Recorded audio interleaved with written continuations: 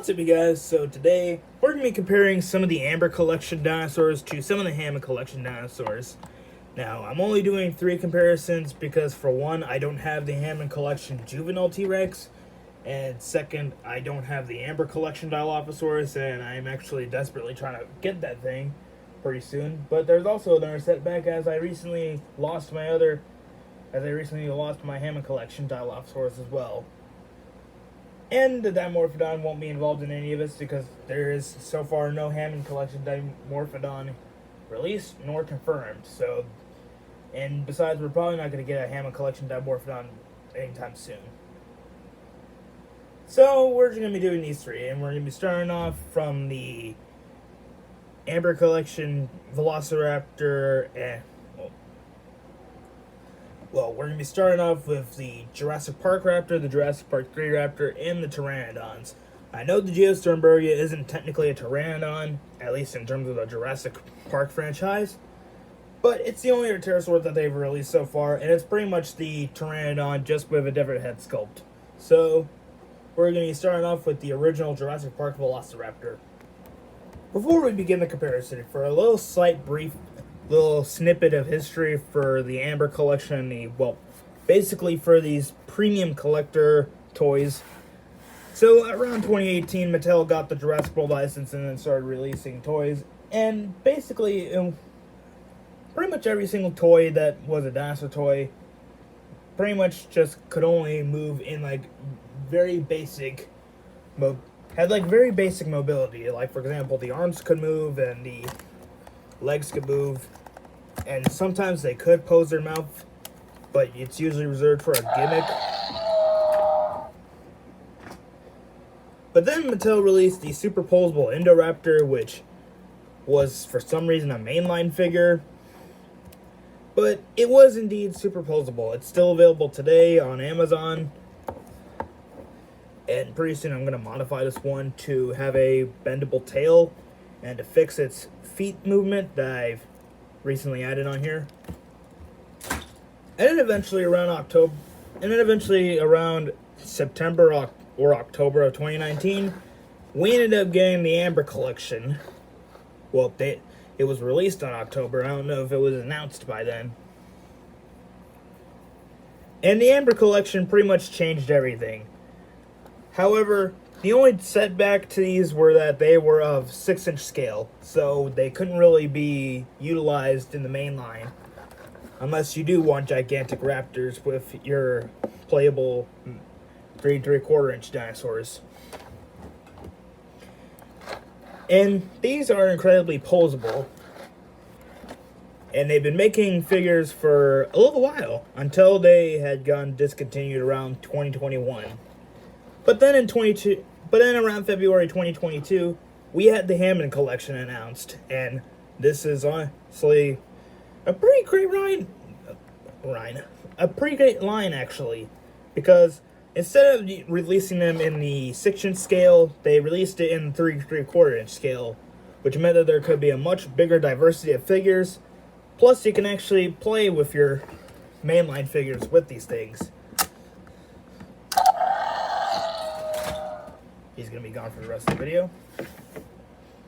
Now, of course, with there being smaller figures, there had to be some sacrifices. Like, for example, for the Velociraptor, it couldn't have any ankle articulation nor wrist articulation.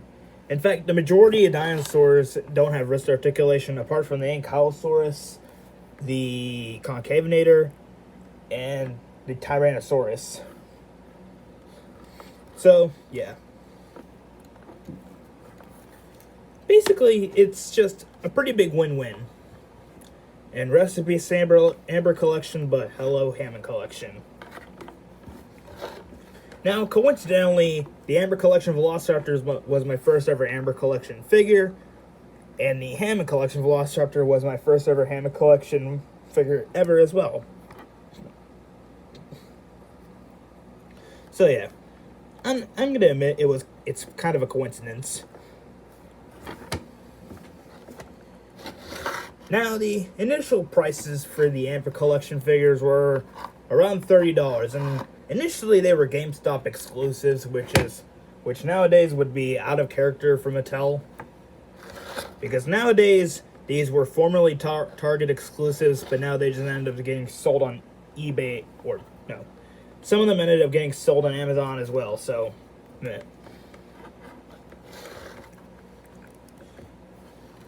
But upwards until late 2020 or 2021, they became Target exclusives. So, eh. So let's actually compare these. Now, the Amber Collection Jurassic Park Velociraptor is my favorite Amber Collection figure of all time. This is actually my third one. My first two broke. And I had gotten my original one around Christmas of 2019, so yeah. Pretty much all the Amber Collection Velociraptors have this level of articulation. They have double jointed mouths. They had a ball joint in their neck, which can move to side and go up and down. They also had another ball joint in the base of the neck. They also can rotate their arms 360. They can spread their arms. They can move their elbows. They can move their wrists as well. Legs can move, knees can move, ankles can move, feet can move, and the sickle claw can also move, which is a pretty big kicker for the Amber Collection figures. Although a majority of my Raptors, one of their sickle claws has always been stuck. And they also have a ball jointed tail, along with some wire in there, which I hardly ever bend because, because I learned my lesson by not bending the tails too much. Hang on a moment. Sorry for that abrupt interruption. Anyways, like I said, I learned my lesson kind of quickly. Because, like, the day after I had gotten this figure, the wire inside broke. Which was a bit upsetting. Because, it was a pretty fun gimmick. So, yeah, for $30 you could get this at the time. Nowadays, they can be found on eBay. Some of them can be found on Amazon for more than their average price.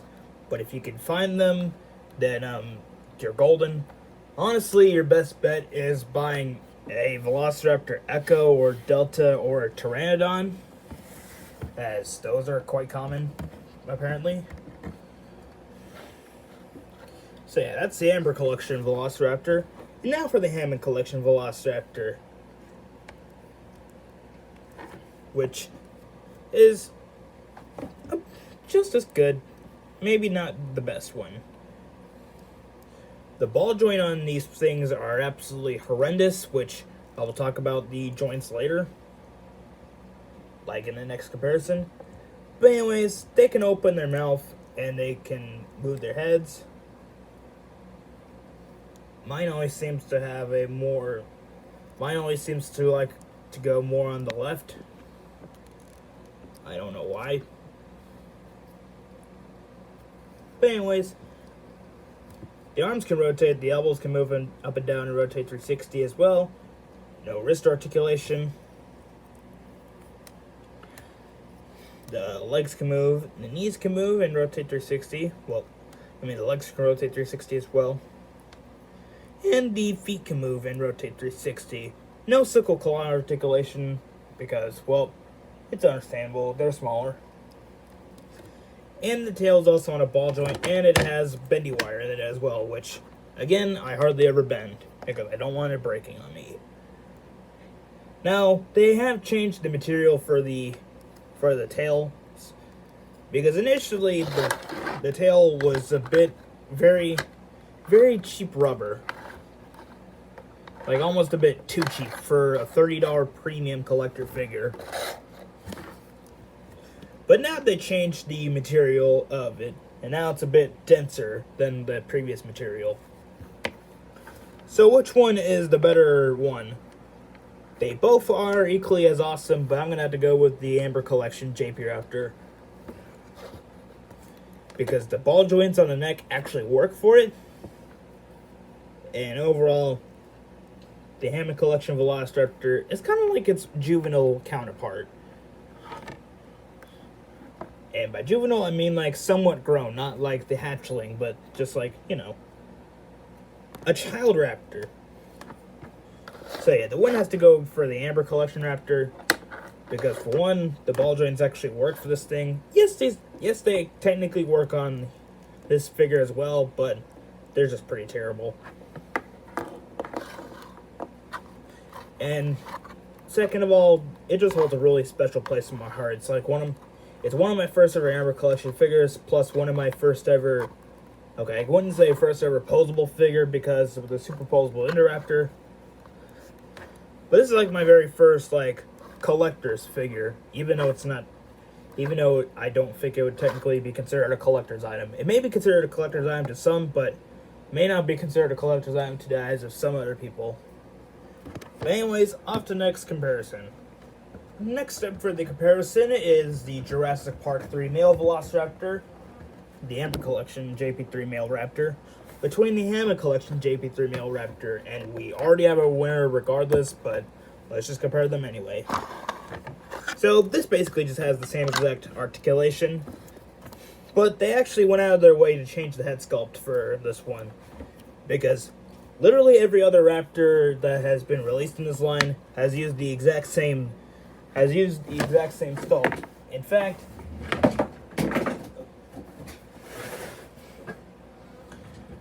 the JP Raptor one is not even its correct sculpt. They all just use the Amber Collection Velociraptor blue sculpt, which looks a lot more accurate to blue in the film. But I mean, it can be somewhat understandable because for one, they don't want to expend extra costs just to change the material. But at the same time, it's kind of lazy.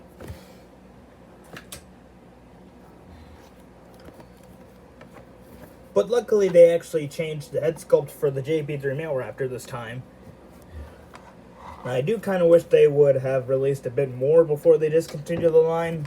Like maybe a JP3 female Raptor would have done well. And maybe a few others, like maybe an Amber Collection. I don't know. I honestly can't think of anything else they could have released in this line other than just a JP3 female Raptor. And I think they may have also changed the neck sculpt as well. And I think they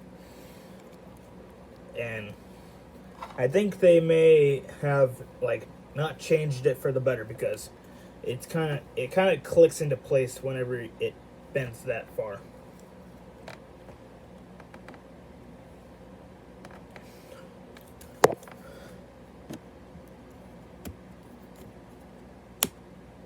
Yeah, that clicking. I don't know.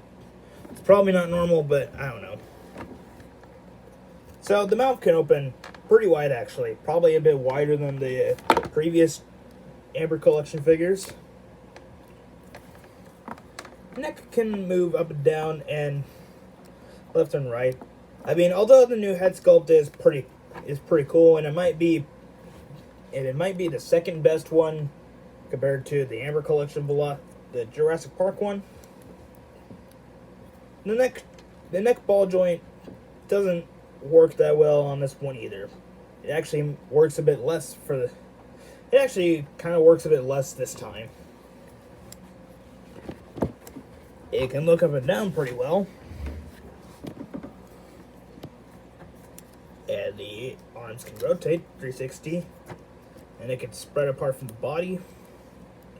Elbows can move and rotate 360. Hands can move and rotate 360. Legs can move and spread from the body. Knees can move and rotate 360. Ankles can move and rotate 360. And the feet can move and rotate 360. Now on mine, both sickle claws are functional. And oddly, this one has a bit more extra red to that.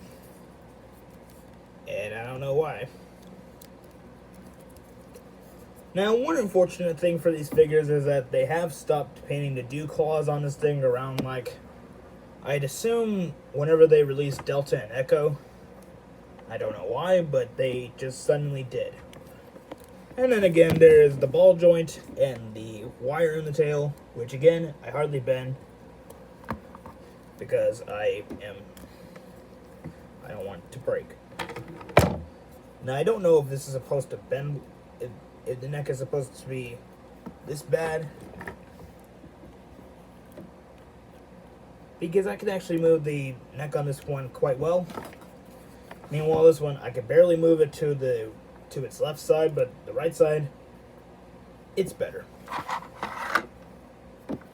Who knows? Could just be my figure. I don't know. Let's just plug that into the base. I'm going to bother repositioning it.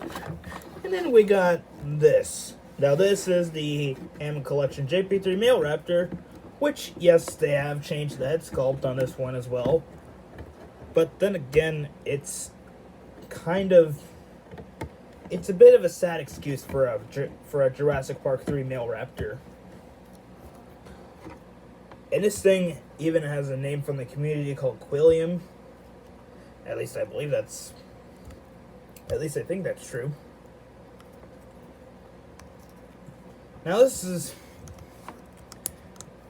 Now after the Hammond Collection JP3 Raptor released, they ended up needing a new form of joint movement. So whenever the Hammond Collection Gallimimus came out, they've introduced new hinge joints, which meant that the figure could move a bit better. The only downside is they can't move their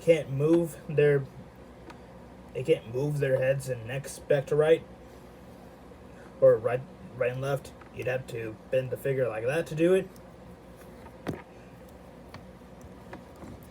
But other than that, I think it's a pretty good decision for the better. I didn't like it initially, but nowadays I just think, it was probably for the better.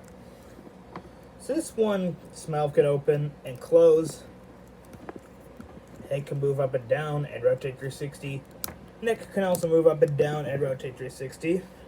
Arms can move, rotate 360. Elbows can move and rotate 360. Thighs can move and spread from the body. Knees can move and rotate 360. Feet can move and rotate 360 as well. Ball joint can move and rotate as well. And again, bending wire. So, overall, even though this thing has somewhat better neck articulation, the real winner is the Hammond Collection JP3 Male Raptor. I mean, like, come on, man. If you were to say that was better than this, then I hate to admit it, but you're probably delusional. So yeah, let's move on to the final comparison. Oh shit. And for the final comparison, we have the Hammond Collection Pteranodon between the Hammond Collection Geosternbergia. And I couldn't get them to position very well, so this is just gonna have to be that. Now, right at the bat, this is my very first Hammond Collection Pteranodon. I have another one, which is in much better condition than this, honestly. It still has this, my second one still has the same wing modification, but it is in far better condition than this one, because there is wing wear galore on this one. Can't see it very well, but there's a crack right there. And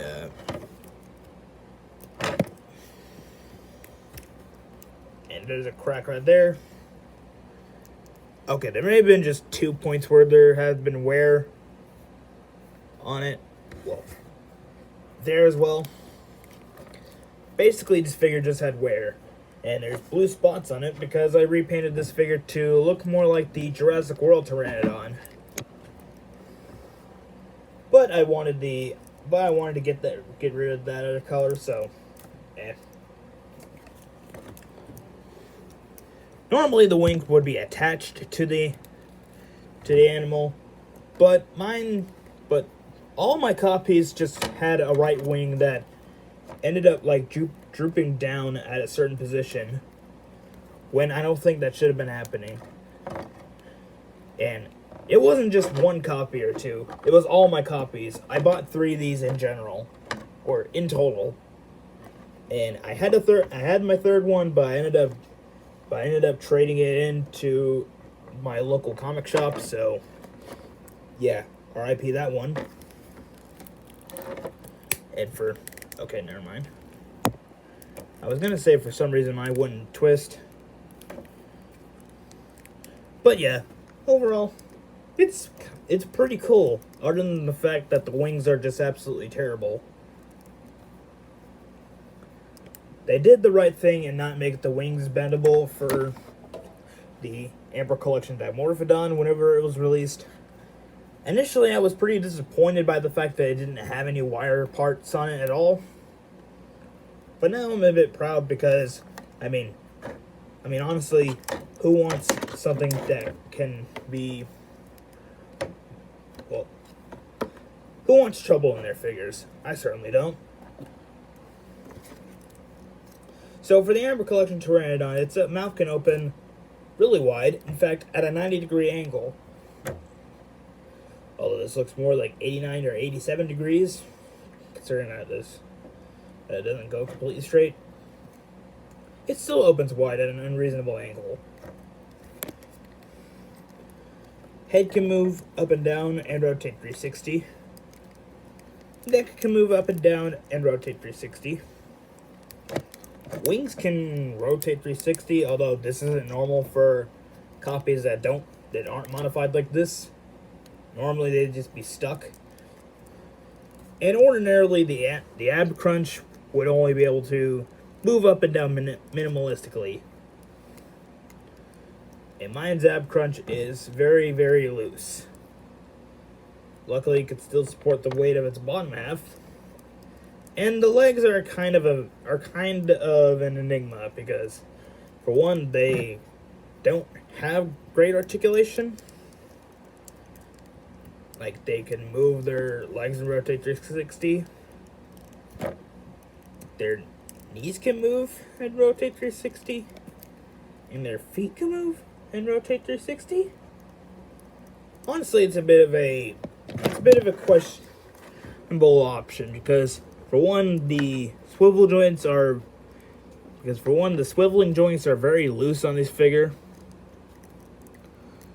And the hinge joints are kind of tight on it.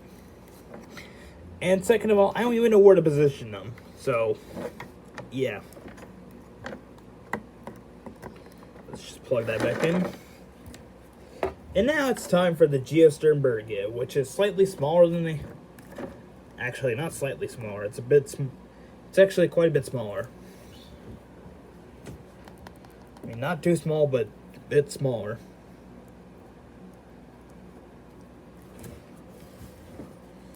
So just like the Amber Collection Pteranodon, its mouth can open, head can go up and down and rotate 360, neck can move up and down and rotate 360. Although this will definitely scrape the paint off of your Geosternbergia if you play with it too much. In fact, my second Geosternbergia in which it arrived, I barely ever play with it, much less I hardly ever bend the neck on it because I don't want it to end up like this one. Although it probably will end up like that one in a year or two. Or until this one gets broken by some force of nature. Oh yeah, I almost forgot to mention that the fingers can move and rotate 360 on this one. But if not careful enough, they can come off. Which, yes, it's common sense that someone wouldn't take that off. But at the time of this figure's release, it's for ages 8 and up. And an 8-year-old would probably be strong enough to pull that off and then swallow this. But of course, there's a choking hazard on the box, so yeah.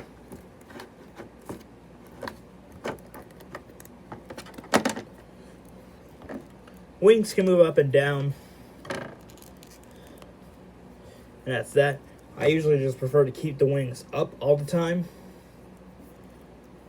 And yeah, it will also take the paint off of the wing from here to here as well over time. The fingers can move and rotate 360 as well. Can't come off as easily, although I don't really want to test that theory. Wings are bendable, but again, I hardly ever bend them. Even on this one, But even if I did, its wings are still absolutely terrible. Plus, there's a whole bunch of stress wearing from it. Now, these legs are a little bit better. Still not the best ever, as I can hardly ever get them to stay where I want them to be. Anyways, legs can move up and down and rotate 360. Knees can move and rotate 360, and the feet can move and rotate 360. And for some reason, the feet feel harder on this one than they do on this one. Which I'm pretty proud that they actually used a slightly harder material for this one's legs as well, because although it is kind of good, it's not the best on this one. It's actually pretty terrible on this one. Now, whenever the Hammond collection figures were released, they no longer came with bases, which was pretty understandable for the majority of the dinosaurs. But for the pterosaurs, that's a little bit misunderstandable. Because for one, I mean, I'm under the assumption that they would want you to position it in a perched way. But not everyone wants to perch it. Some people may want it to be able to fly. In fact, I got this whole entire base, which is normally reserved for these Japanese action figures that are meant for drawing, just to hold it upright. And even then, they get hardly any usage for that. They get more usage for my Amber collection Dimorphodon.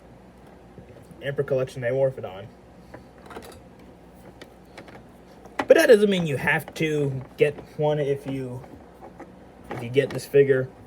But it is recommended, or at least get some sort of base to hold this thing down if you want it to be positioned in a flying position.